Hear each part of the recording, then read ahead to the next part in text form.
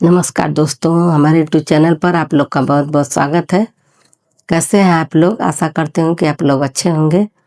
तो चलिए, मैं आज आप लोग के बीच एक रास्ता गीत लेकर आई हूँ। आप लोग सुनिएगा, सीखिएगा और चैनल को सब्सक्राइब कर दीजिएगा। आशा करती हूँ कि आप लोग को मेरी गीत पसंद आएगी। पसंद आएगा तो चैनल को सब्सक्राइब कर दीजिएगा और अपना प्यार दुलार बनाए रखिएगा। तो चलिए, मैं गीत सुनाती हूँ, आप लोग ध्यान से सुनिएगा। हथवा में राइफल लिहले ठाड़, ए मलेटरी वाले।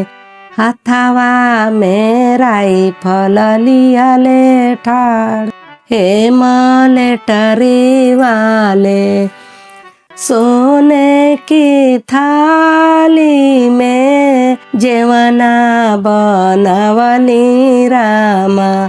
सोने की थाली में जेवना बनवली रामा। जेवना जेईब तुहरे साथ, हे मलेटरी वाले। जेवना जेईब तुहरे साथ, हे मलेटरी वाले।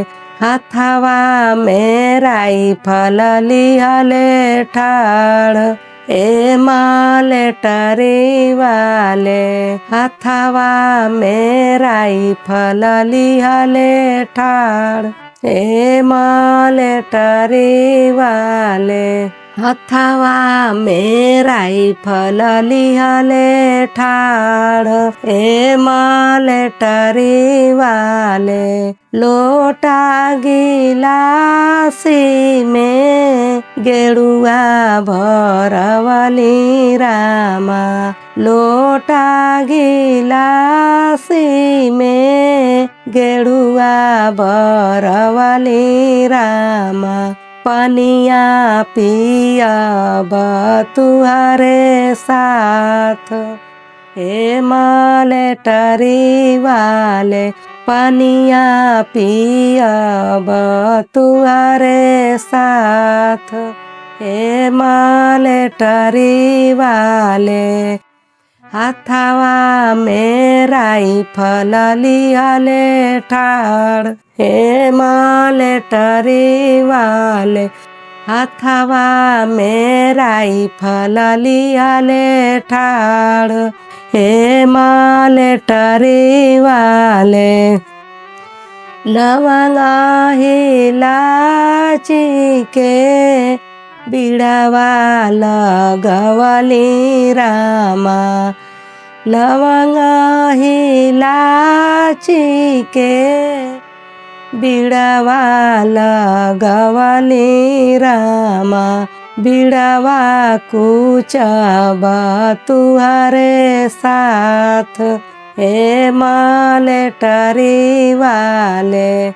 बिड़वा कुचब तुहरे साथ, हे मलेटरी वाले। हथवा में राइफल लिहले ठाड़, हे मलेटरी वाले। हथवा में राइफल लिहले ठाड़, हे मलेटरी वाले। फूला चुनिया चुनी से जिया लगवली रामा। फूला चुनिया चुनी से जिया लगवली रामा। से जिया सोईब तुहरे साथ, हे मलेटरी वाले। से जिया सोईब तुहरे साथ, हे मलेटरी वाले।